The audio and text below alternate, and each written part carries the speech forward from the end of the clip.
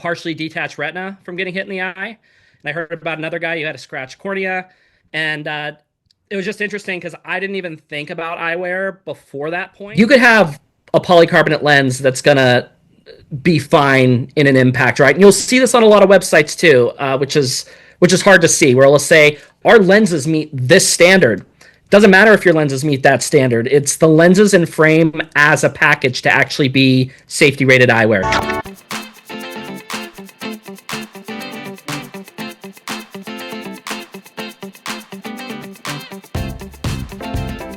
Hello, everybody. Welcome to the Pickleball Bros podcast with Mark, Eric, Sam, and Tanner Ritchie, our guest today. A special guest from Brioti, a special eyewear that we have tried and is on the market now. So we want to know all about Tanner's eyewear, where he's from, what he did to start this company and why he started this company. So let's start with you, Tanner.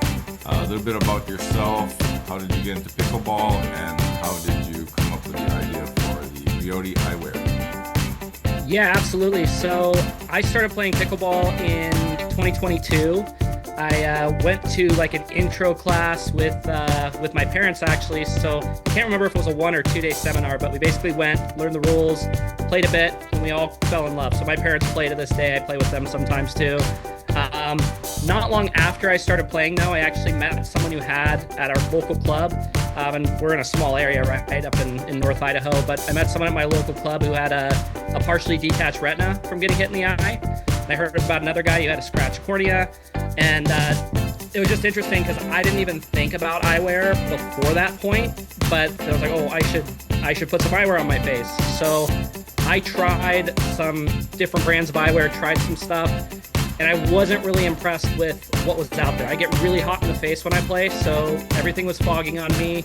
Or you put on like something with a yellow lens and everything just looked yellow. It didn't actually help me see the ball better. So it kind of got my wheels spinning on, I think I could do something better. So I just wanted to build eyewear that I thought I would like, and that's where it all started.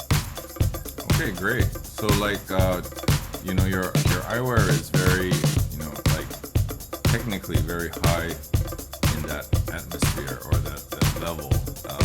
Why did you decide to make something so advanced as compared to some of the other lower end models that are out there? Yeah, so when I started, honestly, the idea got more complex the longer I went. So when I first started, I was like, let's just make some better safety eyewear, right? But right when I was starting, I actually spoke with a bunch of high-level players, coaches, PPA pros, APP pros, and I really dug in, picked their brains on, number one, I spoke to the people who weren't wearing eyewear and asked them, why aren't you wearing eyewear? Like, what's holding you back from wearing eyewear out there on court? Then I spoke with, the coaches and players who were wearing eyewear to figure out, what are you liking? What are you not liking? Why did you choose the eyewear you have? What features are important to you with eyewear? And that was kind of the starting point, if you will. And from there, it's like, okay, I've got all this information. How do I bring this to life? And that's really what started the whole Brioti idea. So it went from just making better safety eyewear to, okay, let's do really high fidelity optics that are actually going to enhance your play out there on court, and merge that with impact rated safety eyewear, and then add on the additional features too, like you don't want to be fogging out there on court. So having a high quality anti-fog coating built in along with vents, and then easily interchangeable lenses. So the goal was from the beginning was just making the ultimate pickleball eyewear. So yeah, it's been a real big process though.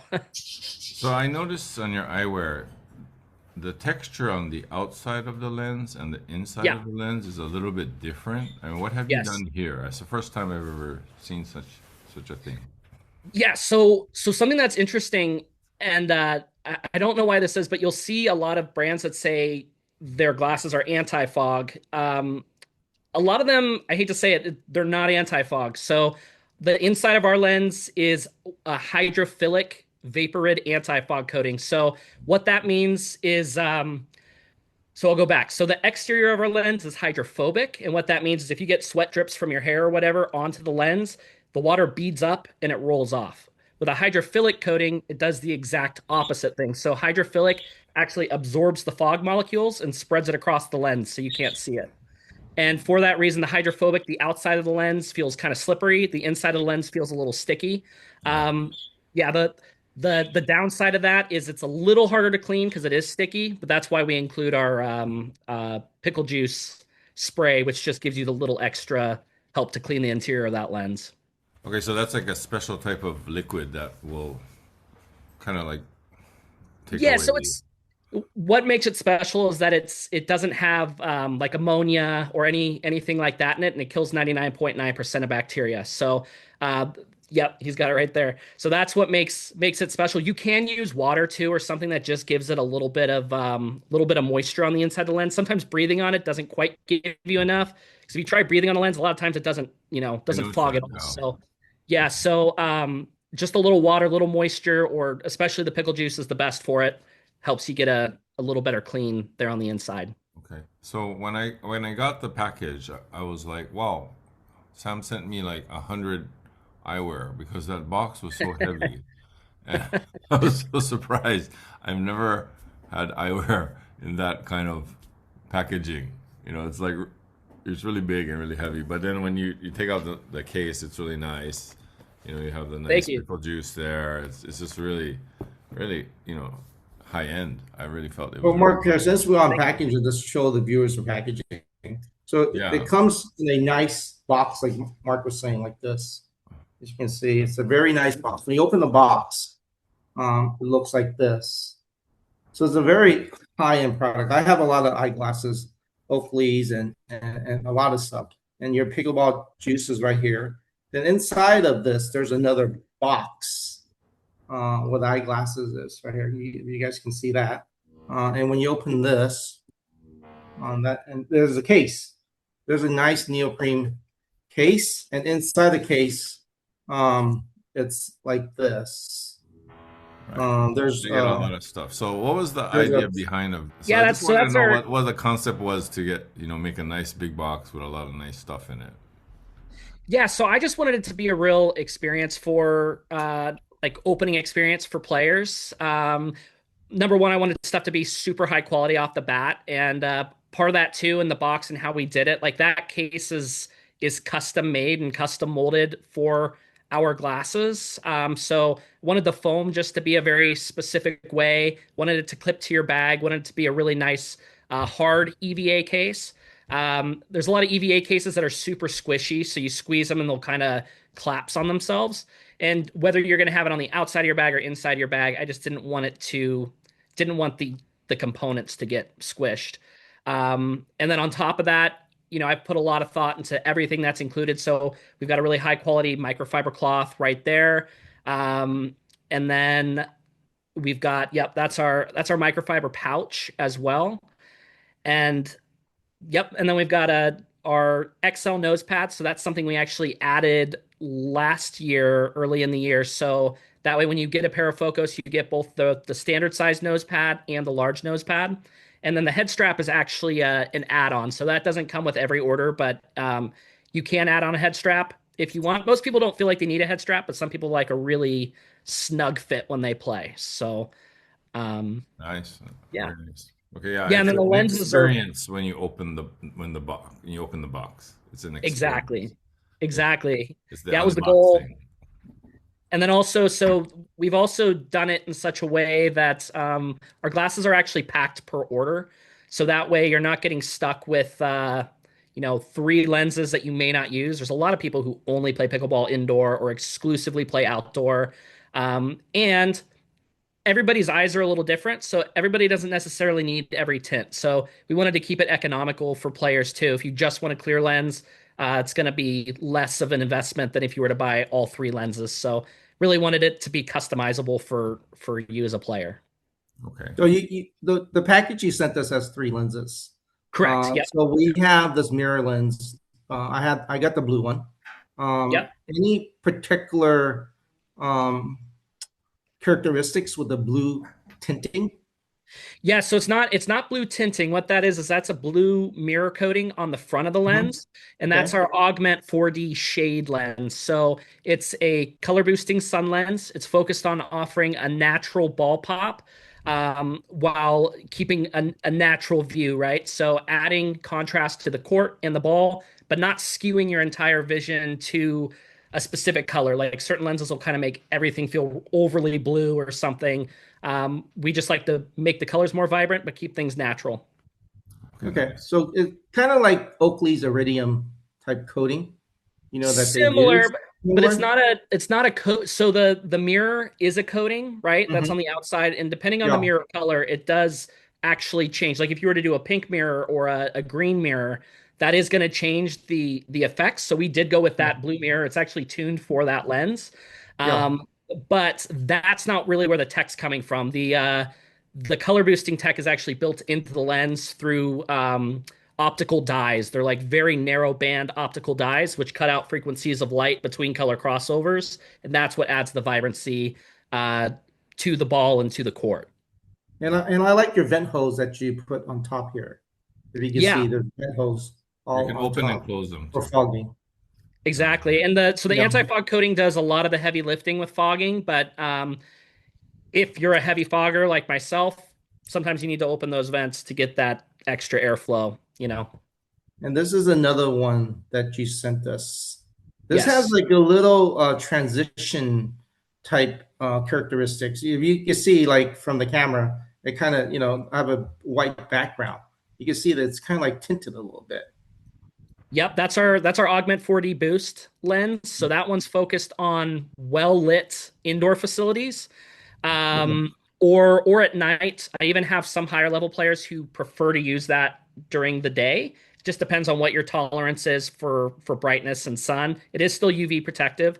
Um, and that's got the same similar technology where we actually have the color boosting tech that focuses on brightening up that ball, brightening up the court without, totally skewing your vision.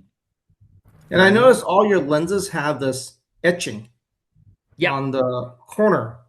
And correct. the reason why you have these etching, or just identify the type of lens it is. Yes, a couple of things. So it identifies the type of lens it is, but there's also some compliance with us being an impact rated frame. So since our eyewear is Z87 plus, you actually, if it's an actual Z87 plus rated frame, there are specific markings that should be on the frame and should be on the lens. So we have specific markings for that, and then specific markings for laying out what lens you've got in case someone has a question.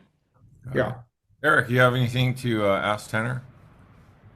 I mean, I don't have a demo. I never tried them on yet, unfortunately. I'm pretty close to your guys' area, so maybe I'll Yeah. drive over to I'll drive over to Coeur d'Alene. I saw that you had in your Instagram that if I send you a message, I could probably demo some over there. So I have to come over over time soon. But I do Yeah, like how they look. They're similar to like how I use snow goggles. I'm a ski instructor as well, so I know how oh, cool. important how the vision is. How you have that crossbar on the top to see more vision. My gripe about a lot of sunglasses or any glasses for sports is that I can see the nose bridge because it's so big and it distorts my vision. So that's a big plus. And then the vents are just like in snowboarding. Whenever I'm out in the snow, it fogs up really quick. But if you're moving really fast and you're an advanced snowboarder, air comes in really easy and it clears up really fast. So I recommend for those people who are playing with glasses that just move a little faster. Yeah, exactly. And that's actually one of the toughest things with pickleball, right? Is if you're cycling or something, you've got constant airflow going over your lens. So your cycling glasses probably aren't going to fog, but as soon as you take those cycling glasses to the court, you're running really fast and then you're just stopping and standing there for, 45 seconds, a few, whatever it is. And that's when you get like fog city right in your face. Yeah. Nice. Yeah. Yeah, Yeah. and also let's add to this, Tanner. I also like the way how you design or how the lenses come off, and it's very simple. It's like one of the faster lens exchange, in the Thank industry, and you. it just pops right out, like this, and you're able to just replace the lens with a new lens if going from outdoor to indoor, and you need a different type gradient or tint.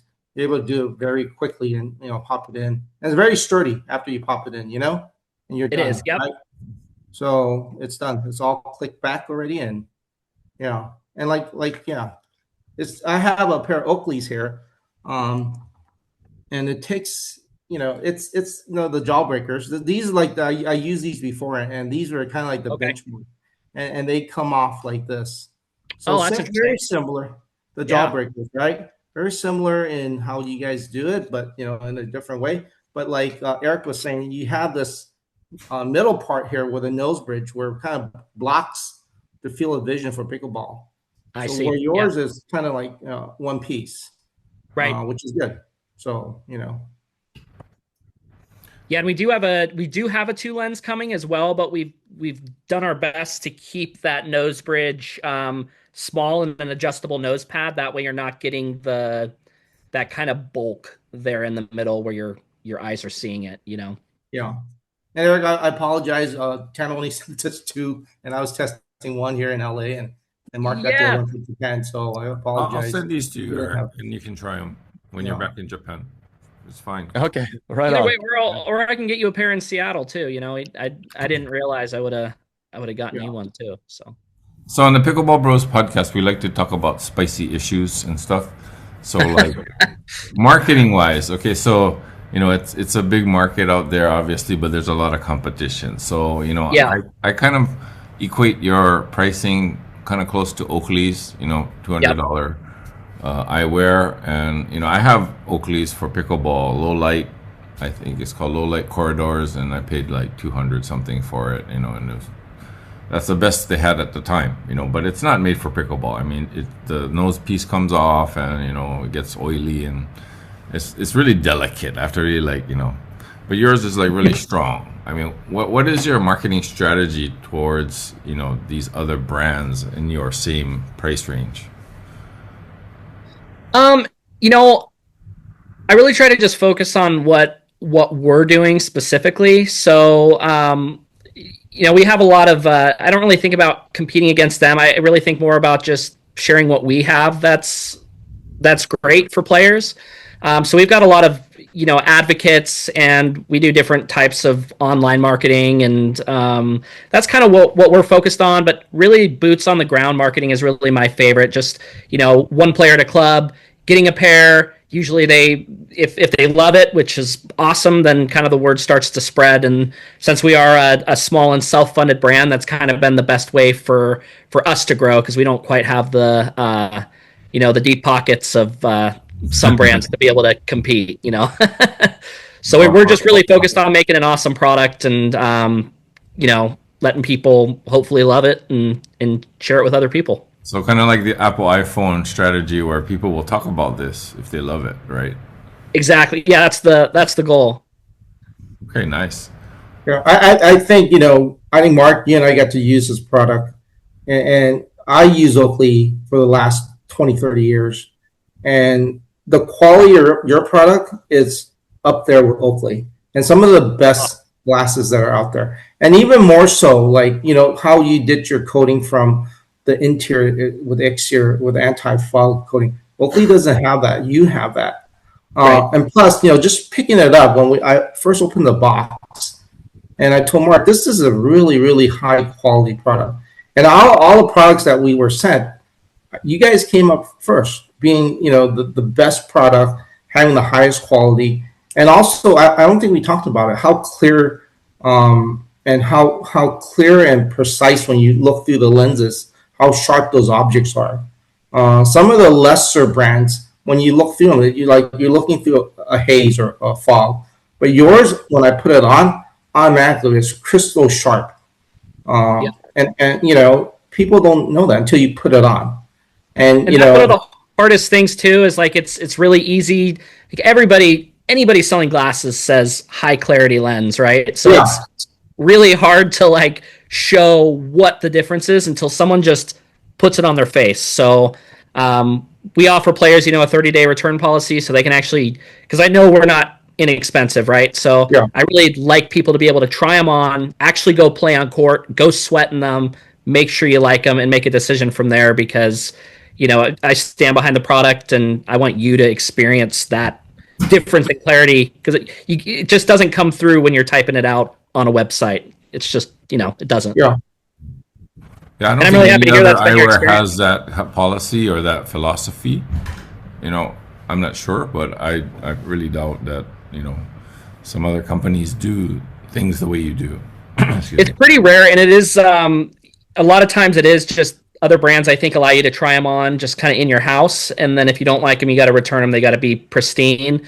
Um, and we get returns. We can't resell those, right? Because people have sweat in them. We're Yeah. not going to sell you a pair of eyewear that's been sweat in. So we do kind of like not lose that product. We can use it for different things or whatever. But yeah, it is an extra expense as a company. But at the same time, I think it's super important because you can try something on in your house and it's not going to react the same way as when you're on court, especially in indoor facilities, because the lighting in your house is so different from one court. You might have like a pickler with great lighting. You might have another who's playing in like a gym with really poor lighting. And it's really tough to know what lens is going to work for you in those different light scenarios until you actually get out there. So let's talk Yeah. about safety for a sec here. So, Yeah. John Kew's video, shout out to him. He tested like some eyewear, and the thing that kind of shocked me was the kitchen blockers. When it gets hit, the frame cracks and it kind of goes into your skin. And that kind Yeah. of scared me a bit. And I said, hey, that's not good. I mean, how did you know that or maybe you didn't know that your eyewear would pass the 100-mile-an-hour cannon test? Yeah. You So know- Tanner, here's an elephant in the room. So I have a pair of kitchen Oh, you got blockers them. that we're going to show you, and Yeah. just basically a piece of plastic, very not as structurally, because Right. without the lens, it's not going to be as strong as yours, Yeah. Exactly. right? And talking about. like right, you can see the ball Yeah. hits this, and it hit at 100 miles per hour. We don't, right? You can see it on this video, and I think it protruded in one of the shots. Yeah. Yeah. Actually, it's your eyeball. When I saw that video, I automatically said, you know what? I think I'm going to put this in my bag and go back to a fully cover lens protection, because I feel that there's more chance of the ball ricocheting or something like that. Whereas this, even like if you get a side hit, it might just absorb it, and you could catch a part of your eye. Whereas the lens, if you hit it, it might just deflect off. So if you could talk about the lensless type of solution versus the lens solution a little bit. Sure. So lens, in my opinion, is always going to be safer because you've got a 2 to 3 millimeter barrier with that lens between your eyeball and whatever that object is. And then also, it's not always just a ball we're worrying about, right? I just saw a guy on Facebook who got tagged in the eyebrow by his partner with a paddle. He was just like gushing blood from here. And it's like if you were to have someone swing through with their paddle, happen to be at the right angle, a lens is going to stop that in some way. Whereas, if it goes through an opening, it's going to be hitting your eye directly. I do think lensless is better though than wearing nothing. If it's well designed and purposely designed for pickleball. So I don't totally know. Like, I can't get into like what kitchen blockers has done for testing. I don't totally know. But I think it's really important to, as a consumer, you've got to really do your own tests, right? So when eyewear is tested, it is tested on a specific head form for that standard, right? It's not necessarily your face shape. It's the head form that is made for that standard. So if for whatever reason let's say a pair of eyewear passes the standard on a specific head form, but the nose bridge is out to here, but your nose bridge is really short and close into your face. It's really important that if you are going to wear lensless, especially, you put those on and you're going to need to push that ball really hard into your eye socket to make sure that you actually feel comfortable with that stopping the ball. And I don't think enough people are doing that. I think they're kind of just pulling things out of the package and just trusting it. So I think if you're going to go lensless, just as a consumer, be smart about how you're thinking about what's actually going to happen if a ball hits me at 40, 50, 60 miles an hour. Yeah. Yeah, so Asians don't have deep eye sockets like you. What? We don't have deep eye sockets. Yeah. I actually don't The either. Asian Look at my face is bridge. pretty flat. Let's put it that way. That's right. No, and my nose bridge is actually really shallow too. So like my eye is almost in line with the. So for me, it's like I don't know if I would feel comfortable with lensless, but you know, it's just down to the consumer. I don't want to say like it's not safe, but I would say that a lens is always going to be safer if it's a well constructed frame, not any lens model, but a safety frame lens model is going to be safer, I would think, than a lensless. Also, bear in mind that the industry is changing. There's a Yeah. lot of external weights, like MOI weights. Like Slice have their weights. Oh, Adidas yes. has Yep. their metal bone weights. So there might be other objects on the court that might, you need protection for, right? Like weights and stuff. Like, somebody's swinging a paddle at 100 miles per hour and the weight flies off and hits It's actually a somebody. really good point. Yeah, I hadn't Right? really. So thought not about only that. are we True. protecting your eyes from pickleball, we could be protecting from debris from the court, from other objects off the paddle. So there's other things that we're protecting our eyes from too, as well. So not just the pickleball. Yeah, So and a lot of it's protecting it from yourself. I've kind of swung through, and I actually hit myself in the eye on a drive. I mean, I always wear my glasses, so it wasn't a big deal. And then, kind of unrelated, but I knew a guy who he knocked out his front tooth swinging through a drive too. So Yeah. it's you just don't know what's going to happen. Just kind of weird stuff can happen on court, and it's just good to be. It's like wearing a seatbelt, right? Hopefully, you will never ever need that seatbelt, but that like one split second when you do, it was 100% worth all that time you've been wearing a seatbelt. yeah, or you run into an object, or you fall, hit a corner of a chair or something on the court. So you're protecting your eyes from everything. Eric, 100%. do you find that like a lot of the balls that come to your eye are from a ricochet from your paddle or your partner's paddle, as opposed to like directly to you? I think okay, the most surprising ones are happening from your partner, obviously. But I feel like if you're playing at the 4.550 level, it doesn't happen too often because its strokes are more technical. The swing, the back swing, the forward swing is more consistent. I find it happening when like we hit cross court and then the opponent hits directly at you straight, and then that seems to be the more jarring one. So yeah, I'd say the opponent for me in my experience. Yeah, I think playing with amateurs is more dangerous than pros. Yeah, because I don't know how they're going to swing. That's what Eric wants to say. Because amateurs don't know where they're hitting the ball. It's Yeah, true. it's like that 4.0 to 4.5 that's scary because everybody's getting strong and hitting hard, but sometimes that overhead just goes straight forward. And Yeah. everything comes off the edges faster than actually the paddle. You know that, right? So a ricochet Oh, is does it? actually faster than actually coming off the paddle, because the paddle has some dwell in it and it absorbs the power. But a Interesting. ricochet is really fast. And That like makes sense. yeah, so we find that a lot in Japan. Like ricocheting from your partner is a common one, right in the eye. So Yeah. I And I had a lot of close calls too with amateur. I wouldn't say amateurs, like 3-0 when I sometimes play casual games, and there's a ball in between you, right? And then in 4-0 plus, or many people know that the left side player is the alpha player that grabs the ball, but a lot of beginners don't know that, so they have a big backswing, and I've had a lot of close calls to my face, and actually they hit me in the shoulder and my body, one time in the chin. So it still happens if I played at any rec level. But Eric has a lot of muscle, so it just bounces off. Let's So go. Tanner, have you heard of any courts or any tournaments that require eye protection as a mandatory piece of equipment yet? You know what's Where is funny? the industry moving in 2026 in terms of eye protection and making the game safer for everybody?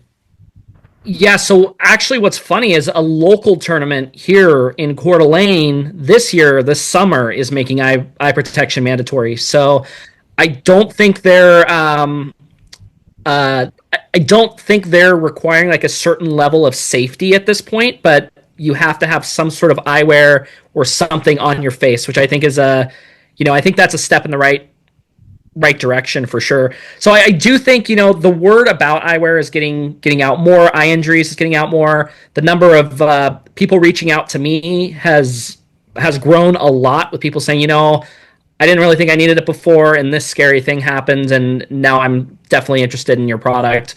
That's happening more and more because I just think, paddles are getting hotter. We all know that, and reaction times are. It is what it is. It's just hard to react when something's coming off a boomstick at 60 miles an hour. So The reaction time slows down every day, especially at our age. So every day it slows down a little bit. Yeah, the game has definitely changed. Like even from when I started, it was all like Lux paddles, and I was playing with like an 003, which was kind of the pre to a Lux when I first started. So it was a little slower game. Just 3 years later, it's so much faster. But yeah, I think we're heading in the direction of more and more and more people are going to be wearing eyewear of some kind. Even if it's not necessarily rated to what it should be, or what would be considered protective eyewear, they're wearing something on their face. Yeah, Sam, you should do a tournament and require eyewear, whether it's or It's not. funny you mentioned that. I run the United States Police and Fire Game tournament in San Diego every year, and that was a topic of my discussion with people, and say, what, we should make eyewear mandatory in our tournament, and we could be one of the first tournaments in the U.S. to have mandatory eyewear. So we're working on that. I want to make the game safer because I've seen injuries, and once you lose your sight, and I spoke to some doctors that it doesn't, your eyeball doesn't heal like other parts of your body. You lose that sight is after surgeries and surgery, unless something miraculous happen, it's gone forever. And you lose one side, and your depth perception is gone as well. So it's not something that we should be kidding about. I think we should take eyewear very serious, and that's why. And when I talk to you, Mark, we need to do this podcast. I think this is important. This is probably one of those most important podcasts, and the information that we can convey to our viewers that will make a difference in their life. From somebody not getting injured by a ball or an eyewear. So I'm glad Tanner and a lot of guys were very helpful in helping us do this segment, and hopefully we get a lot of views from this and to get the word out to wear eyewear.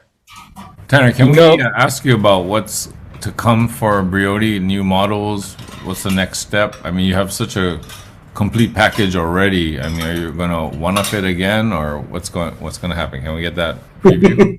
Yeah, absolutely. So the goal with Brioti is just to keep expanding our offerings to help more and more players. So our current model is obviously one size fits most, but there's so many different face shapes and sizes that you can't just have one model of eyewear that's going to work for everybody. So we've got 2 new models coming this year. Our next one is the Valix, which is a 2-lens half rim model. One thing that's really exciting about that, which is already going to just expand the market a lot, is at time of purchase, you can choose between an adjustable standard nose fit or an adjustable low bridge fit. So that right there, it's a totally differently designed pad. So it gives, a lot, if you got low bridge, it gives you a lot more space off your face. And then also, because everybody needs a little different coating stack, if you will, on the lens as far as what would be beneficial to them. So I can't get too in the weeds on it, but our goal with this next model is we're going to have 2 different coating stacks. We're going to have all the same lenses, but 2 different coating stacks, and you can choose which one is going to be better for you as a player out there on court. So I just want to continue with better performance, more customization for players, and just widening our offerings so that more and more people are keeping their eyes protected, and hopefully seeing eyewear not as a hindrance, but also as a performance booster out there on court. Have you thought about making a model just for women? Because women like fashion, and obviously in our pickleball world, women have to have things that look feminine and things like that. Have you ever thought about that? Absolutely. Yeah, so that's very much on my brain. Since we are small, I wanted to come out with a few models that are more just sports performance driven first. So the next one's the 2-lens half rim. I would already say would be considered. It looks looks great on men too, but it does feel a little more feminine as well, rather than like a full frame model. So that's already going to have a little bit of a slimmer fit. And then eventually would love to come out with more fashion forward styles that, still offer protection, are designed the right way with deeper lens grooves, all that fun stuff, but has a little more of a fashion forward type of style. So that's definitely on the horizon. Okay, nice. I mean, sky's the limit, right? I mean, what you can do with these eyewear. Any chance of you guys doing a modular design where you can take the lens off and put them on, or vice versa, that type of thing? Like, I don't want to play with a lens today, so I'm just going to take them off and go lensless, and it still offers you some protection, like you said earlier. So that's something that I have explored. Unfortunately, for doing a lensless type of design, it's tough because you need a different type of curve that's not necessarily uniform. So it makes it tough to make a lens. It's better to almost have a full lensless model and a lens model, at least from what I've researched and gone through with my designers at this point. It just doesn't quite make sense to do that, because I think that would be an awesome idea in theory. It's just actually making it happen and making lenses that'll actually work well for your face. It's just a totally kind of a different design concept you need for both. So yeah, because I do see some players where I play that they just take the lens off of a regular eyewear and just wear without the lens, which is not designed for that. But they just don't want that fogging, and I hate to see that. I know, and that always makes me nervous too. If you get into any Reddit forums or something, so many people just say, "Oh, just go to the dollar store and grab the cheap pair you can find and pop the lenses out." And it's like, "Oh no, don't do that," No. But no, I think if you're gonna do that, you really want something that is purposely designed to take an impact lensless. You know what I mean? Okay, that's great. Eric, you got anything to add? I just want to go back to that protection thing that Sam was alluding to. That two other sports that come to mind are racquetball and squash. They already use glasses. I think it's mandatory, especially in the professional realm. I was just curious, do you think that pickleball will also go the same way eventually? That's a tough question. I'm not sure. Maybe I could see it maybe going that way. Racquetball and squash are even a little more nasty on the eyes than pickleball, just because the way it's actually really gross. The way the racquetball actually compresses when it's rebounding out of your eye, the rubber ball is actually like gripping your eyeball and pulling it out at the same time. So it's like even worse than pickleball. It would be kind of cool to see pickleball go more towards that, but there's also so many pros that just I think they would have a hard time getting Ben Johns to wear eyewear unless he really wanted to, So I don't know if at the pro level, but even without it being mandated, there's so many more pros that are starting to wear eyewear that I think that just generally it's going to become more commonplace, whether it's mandated or not. So at least that's my 2 cents. I'm not sure. I think if the money is there, Tanner, they'll be wearing it. Right? At the end of the day, right? Hopefully Nike signed this contract with us and, we'll give you a large sum of money. They'll be wearing it. And, it's advertisement. Like, if you look at the National Football League, they all wear Oakley tinted lenses on their helmet. And you see the big Oakley sign, right? Gotcha. Okay. So if the money's there, I guarantee you, they'll be wearing it. I think they're just waiting for the right contract, some of them. I think so. I think that is a part of it. So, and I totally get it. That's like their job. They're wanting to be able to earn a living at it. So I kind of understand that. They kind of have to do what they got to do. Yeah, and I don't know. You have to wait. It's a safety tool, like you said. It's your job, and if you lose sight on one of your eye, which definitely you're not going to be very good at your job from that point forward.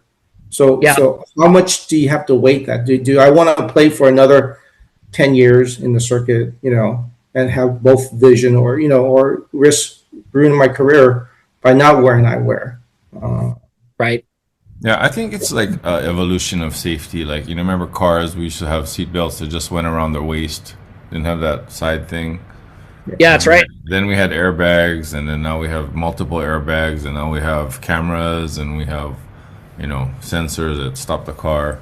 It's just an evolution, and I think as we see more injuries, we'll have more safety requirements. I think it's a good thing, actually. I really am an advocate of safety in anything, you know. I think so too, and I think part of it as well is Wearing your seatbelt. Yeah, what's wrong with you? Yeah. Yeah. What's wrong with you? Where's your eyewear? Here, I got a pair. Wear these. I got an extra pair. Wear these. Because that's actually what I do. Actually, on the court, I bring extra pairs and I let people wear them because you never know. Boom, right in the eye. I taught last week. I taught in your eye too. If you really get hit, it's like nasty. So I taught a large class last week, and I made eyewear mandatory, and I brought extra eyewear. Oh, nice. And I think if you're teaching a bunch of beginners, that's a good start, and that's a good place, and that's a good place to say, you know what, eyewear is important, and you really have to drive that point into them right at the onset of their pickleball career. And if more coaches do that, I think it'll make the game much safer. Like I said, I don't want to ever see anybody or hear a story where somebody loses their sight playing pickleball. No, it's just too fun to do that. Our sport is too, I think has so much social elements and stuff. And once somebody loses, it's a different person. It's not the same person because, you see them, they're not the same player. And it's a sad thing for me seeing that. I noticed you have lenses. Recently there's eyewear that has lenses that you could put prescription frames inside. Clip it on inside the eyewear. Yes. Have you thought about that, or are these prescription, or we can get them prescription, or how does that work? No, that's one thing we're working on. We're hoping to release prescription on our next model, which is Valix. The problem with doing like the clip-ins and stuff is now you've got 4 panes of glass that can fog or potentially cause performance issues, and it also pulls the eyewear closer to your eyeball. So we were exploring doing prescription in this model. We have a way to do it, but I don't think we're going to proceed with that at this time. I think our next model is going to be a better fit. And also, it's kind of a time thing. We want to get this next model out as just a Plano model, and then as soon as we know that people are liking it, then we're really going to dive into prescription on this next one. So part of it's just the complication of manufacturing and just wanting it to be a good player experience out there. Okay, so Asian people always want to know about money, so especially Sam. He's Chinese. So how much did you spend on R&D for this eyewear? We ran you don't have to give the exact figure, but you could say, 5 figures, 6 figures. It's up to you. Yeah, I don't know if I really want to get into that, but just say 7 figures, Tanner. You spend a lot of time, right? Money, and it's priceless, Tanner. You can't exactly. Right, your knowledge You're so and humble. everything your sweat, your blood. There's no price for that, Mark. It's priceless. Well, it's interesting because I'm just curious what an eyewear maker puts into it. I mean, like Oakley. I mean, how much do they put into it? They put probably more into advertising than safety now. Yeah, for sure. But Oakley is owned by Lazarica, and they have a ton of money, Mark. So their R&D department is doing like 10 lines, and Oakley just happened to be one of the. Well, lines. they're owned by Sunglass Hut, right? Am I correct? No. They bought out Lazarica. Yeah, they own Ray-Ban, Oakley, all the big guys. They own everything. Yeah. Yeah, there's kind of like 3 big ones now. There's SLR Luxottica, there's Marcolin, and Marchon. So they own kind of all the big brands like Maui Jim and Oakley, and so it's very eyewear's interesting. It's very consolidated in that kind of way. That's why same with brands like Louis Vuitton. It's like one big group now. Louis Vuitton, it might be. I'm not familiar. Yeah, I'm familiar with that area here because like brand things. Yeah, so Japanese like brands. I mean, if you can brand yourself as the better brand, I mean, people will buy your. So what we usually do at Pickleball Bros and my Osaka Academy is we usually have someone come and we do an open event, invite everybody for free to play open event, and you just bring your product and you have them try it. If they like it, they like it. If they don't, they don't. I did that for my buddy Matt from Lunar Paddles, and he has market share now in Japan. So that's incredible. Yeah, we can do that for you. Okay, yeah, that'd be awesome. Love to do that. I think Brioti's product is tailor made for the Japanese market. The way it's packaged, the high end packaging and everything. It's like, you would think it's made in Japan because there's so much that went into this, the packaging, all the 3 different boxes that it comes in, so it's ideal for that. Have you sold any of the Briotis to like the Japanese consumers overseas, or are you just strictly USA market right now? So right now we're strictly USA, but I do want to expand to. We get a lot of requests from, especially like Canada. Gotten some requests from Australia, Malaysia, Vietnam. So kind of all over. We've gotten requests, and I would love to expand internationally as soon as we can. It just adds a whole extra level of logistics, and there's different eyewear standards in all these other countries that you kind of have to adhere to. So it's just kind of a lot of red tape to figure out at this point with our small team. But I definitely want to start expanding internationally for sure. And maybe Japan's one of the first places to do that. Yeah, exactly.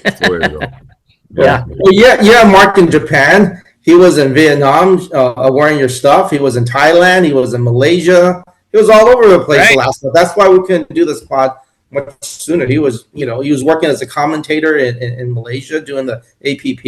And this guy's like everywhere. And how was that? How'd it go, Mark? Yeah, it was very good. I mean, they really were organized and matches were on time, and they just asked me to do commentary, and I said sure, and they invited me back the next day. PPA, on the other hand, I asked them several times, and they never came back to me. So, one day, Mark. One day, they'll be knocking on your door, Mark. I'm an advocate for APP now, so because I like it, I love it. So, all right, they're both expanding pretty hard internationally right now, aren't they? Yeah, they are. We have 4 APPs in Japan this year. Wow. Yeah. Wow, it's incredible. But PPA lost their sponsor in Japan, so I don't know what's going to happen. Yeah, the only thing I was going to say is if you guys want me to, I could break down the different safety standards for you guys really quick between like, what Z87 is versus Z87 Plus versus ASTM, and kind of just give a breakdown for your audience of that. But it is kind of technical, so I don't know if it would be that interesting or not. I'd like to hear it. Yeah, I want to hear it, Tanner.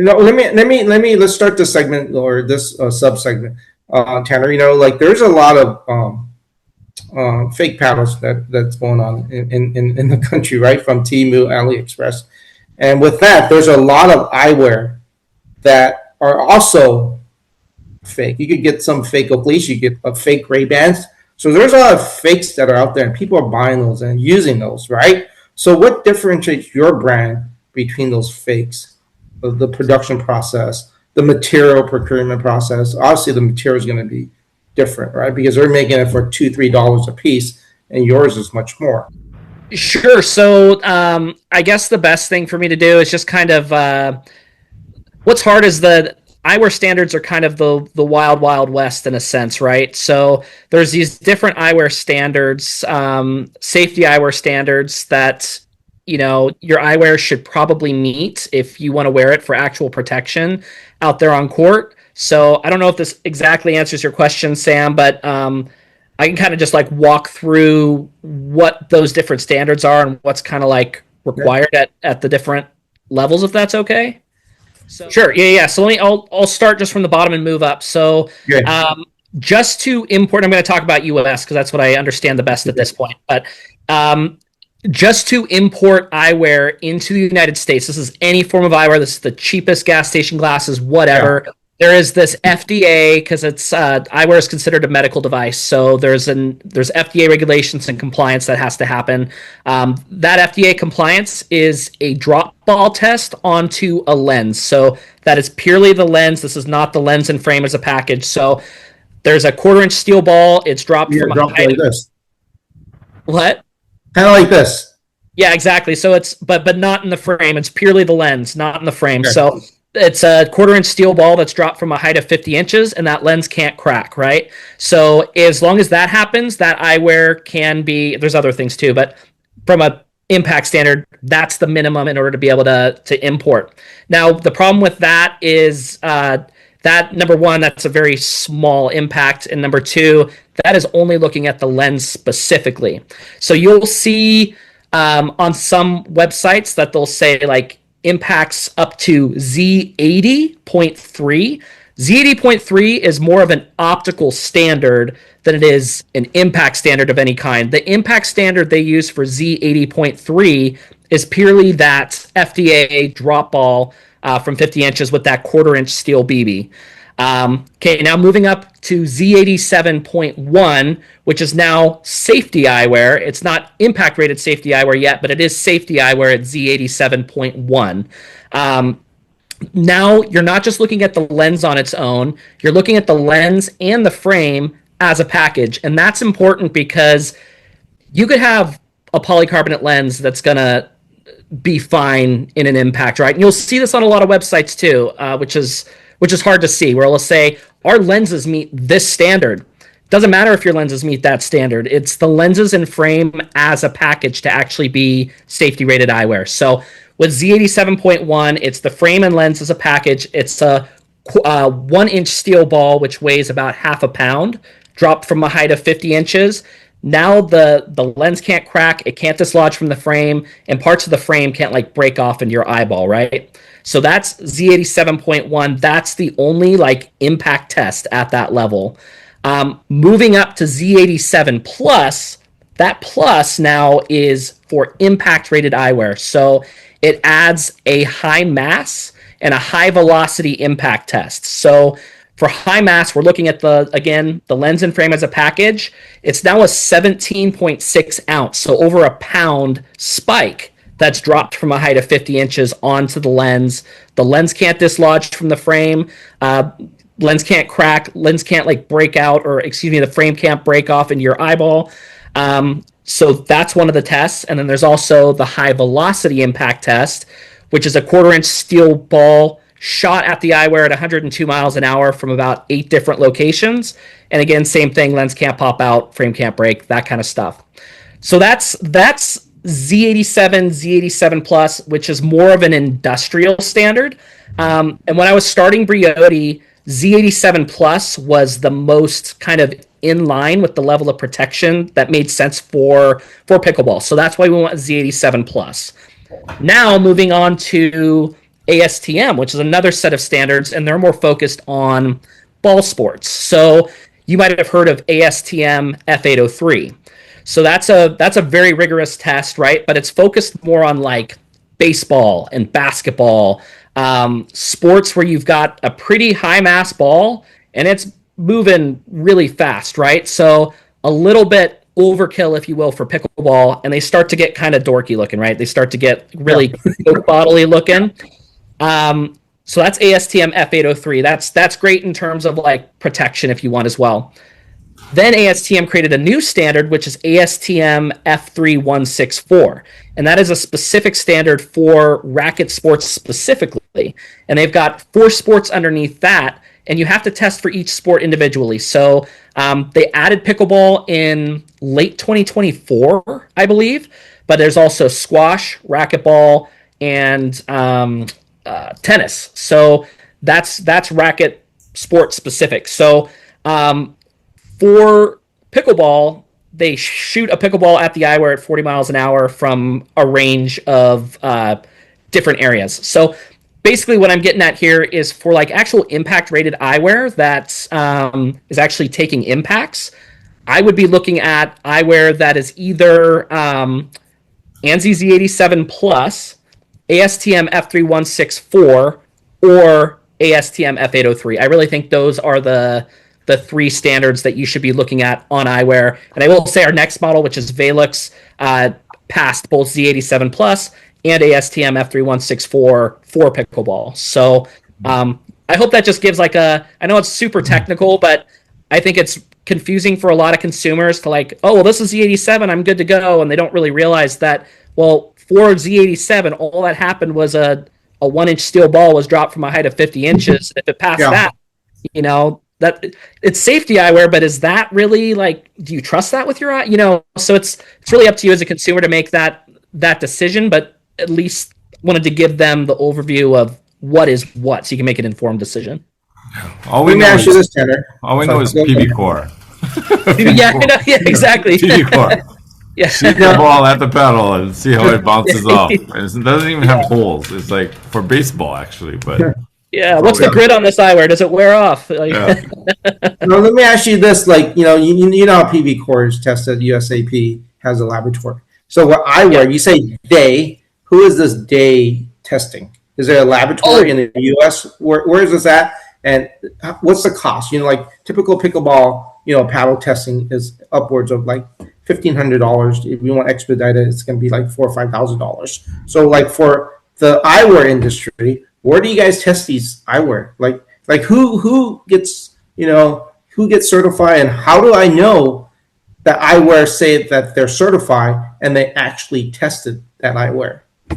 So again, that's the tough thing. So that's a little bit why I say that the eyewear is a little bit like the Wild Wild West, because kind of anybody could stamp Z87 or whatever they want on their frames, because I think a lot of manufacturers, not like the big guys like Wiley X and those guys, they're going through the proper procedures, but I think a lot of the smaller brands are probably just taking their manufacturer's word for it and then putting that on the frame. For us, it's a two-step, right? So our manufacturer is actually testing as we manufacture, and then so out of each run, a specific number of those are tested, right, for continuing manufacturing. We also do impact testing in the United States. So we have an independent lab that we use where we do this testing. So we're not just taking our manufacturer's word for it. We're actually doing independent lab testing in the United States, testing for whatever standards we want to test for.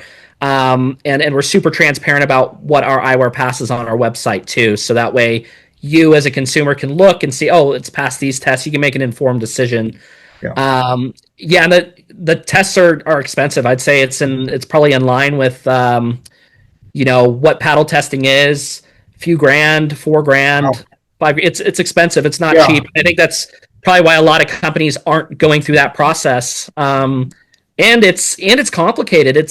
I've been doing this for 3 or 4 years, and there's still things where it's like, oh wait, I didn't realize like this should be a little different, or this marking should be this. It's very technical, so it's not super easy to do safety eyewear. Doing a pair of fashion glasses or just normal cycling sunglasses, that's pretty easy. But when you get into the safety eyewear standards and everything, it really adds another layer of complexity to the product for sure. Yeah, so it goes in line. You get what you pay for, and when you have a higher dollar value merchandise, there is a lot of thought, research, development, testing is a big thing, right?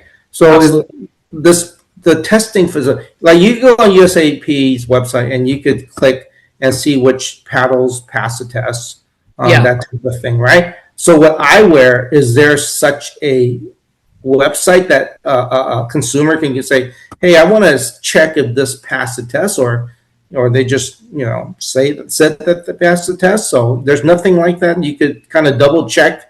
There's not, because there's not like a governing body for the ANSI and ASTM. They provide standards, but they're not like a governing body where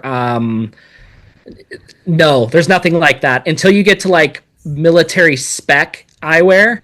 Like the U.S. military has more of like a database where I believe the mil spec eyewear is listed, but for anything else, again, it's kind of the Wild West, and it's up to you as a consumer. You can ask the eyewear brand, like, hey, where has this been tested? Can I see the test report?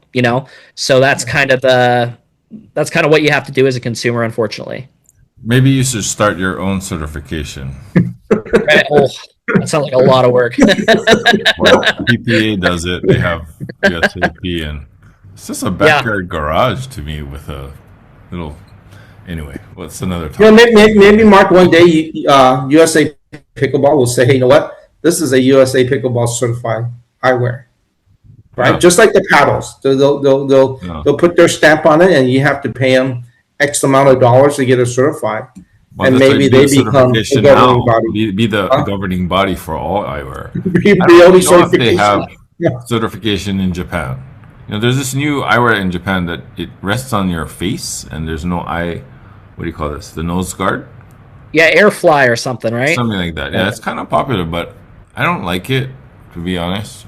I like to have something on my nose. But I don't think they have any certification here in Japan. Maybe for safety goggles, yeah, for industrial type. But for sports, it's kind of I don't know if they do have a safety standard because I don't know if you. I don't so. think you could pass because your nose is a very big. Like Sport. your nose pad takes a lot of the force when you Yeah. get hit by something. So they're cool looking. I don't know what safety standards they pass. I think it's a cool idea, but I don't know for I don't think impacts there how are they any. But handle I'll it. check it. I'll check it. I'll let you know. Yeah, I'd be curious. Okay, great. All right, guys. Awesome Yeah. podcast. So much information. Yeah, Yes. hopefully it wasn't too boring. No. It was good information, Tanner. And like I said, I've been very impressed with your product, and thank you for sending them to us. And we got to test them, and and I gave it to other players to use them, and they liked it too. So Awesome. hopefully your brand will expand in 2026 and 27, and because I feel that there's a huge need for proper eyewear, like high quality eyewear. We're spending what $300 per paddle, but guys don't want to spend $50 for eye protection, and they have like 4 or 5 paddles in their bag, right? It's like $2,000 worth of paddles, and you have like a $20 pair of glasses that it's not going to. Or some people have 200 pairs of Oakleys, like someone on this podcast.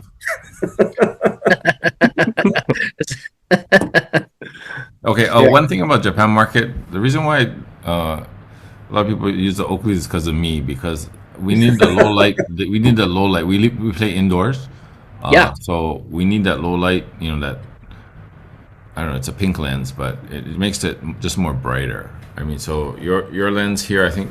Which one is the one that is for that? The boost. Yeah. This one. Well, Maybe the one that's on here. I think it's the one. that might be the clear. If the edges look more gold colored, that's the clear lens. Okay. Or I'll try to pop these in and see how they do today, because I'm playing indoor today. We play a lot indoor in Japan, so. Perfect. Yeah, let me know what you think. Okay, perfect. Yeah. All right, guys, thank you for joining us on the Pickleball Bros podcast. Sam, Eric, Tanner, awesome. Okay. Thank you guys. Thank you. Keep in touch. Let's do a lot of things together. Safety is going to always be an issue, so let's keep going with this. Great to have you on, Tanner. Yeah, thanks for having me. Great combo. Okay, we'll see you guys.